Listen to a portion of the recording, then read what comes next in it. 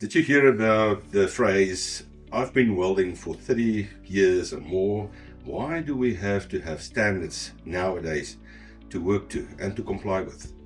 First of all, I think materials change. Secondly, I think designs change. And thirdly, I think the legal requirements of people and of companies change. And that's why we have to go and certify you guys to ISO 3834.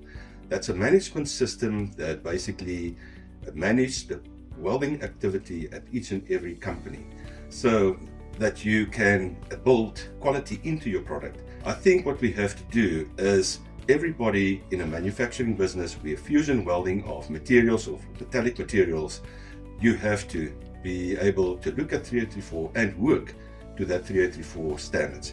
The ISO 3834 standard will give you structure.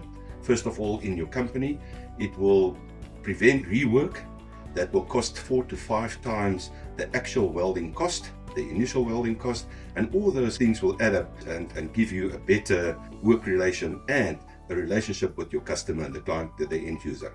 Remember, the ISO 3834 is not a standard that's been created last year or the year before. It's been created in the 1980s and it's been changed and revised to serve the industry and to get the welding on the next level so that everybody and every manufacturer can be part of the next generation and to that sort of level so that the people can be confident that the product that's being manufactured complies with all the relevant standards.